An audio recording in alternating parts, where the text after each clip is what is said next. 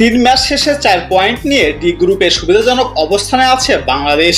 নিজেদের শেষ ম্যাচে নেপালকে হারালে সুপার 8-এর টিকিট পাবে টাইগাররা। এমনকি হারলেও সম্ভাবনা থাকবে, তখন নেট রান রেট ও নেদারল্যান্ডসের দিকে তাকিয়ে থাকতে হবে। এবারে আসরে মোট 20টি দল অংশগ্রহণ করেছে। 4টি গ্রুপে ভাগ হয়ে খেলছে তারা। প্রত্যেক গ্রুপ থেকে 2টি করে মোট 8টি দল খেলবে সুপার 8-এ।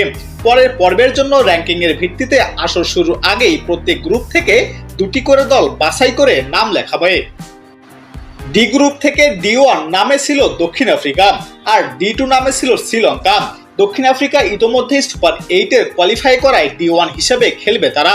অন্যদিকে শ্রীলঙ্কা যেহেতু আসর থেকে ছিটকে গেছে, তাই এই গ্রুপ থেকে বাকি যে দল কোয়ালিফাই করবে তাদের নাম হবে D2।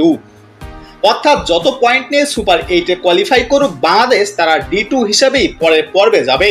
সুপার 8-এর 8 দলকে আবার 2 গ্রুপে ভাগ করা হয়েছে, যেখানে প্রথম গ্রুপে আছে A1, B2, C1, D2। অর্থাৎ এখানে গ্রুপ 1 হিসেবে থাকবে বাংলাদেশ, যেখানে গ্রুপ A1 হিসেবে আছে ভারত, B2 হিসেবে আছে অস্ট্রেলিয়া এবং C1 হিসেবে খেলবে আফগানিস্তান। সুপার 8-এ প্রত্যেক গ্রুপের দলের বিপক্ষে একটি করে ম্যাচ খেলবে দলগুলো, তাই কোয়ালিফাই করতে পারলে পরের পর্বের প্রতিপক্ষ হিসাবে ভারত, অস্ট্রেলিয়া ও আফগানিস্তানকে পাবে বাংলাদেশ, যেখানে এই 3 দলের মধ্যে অন্তত 2 দেশকে হারালেই সেমিতে যাওয়ার বড় সম্ভাবনা থাকবে।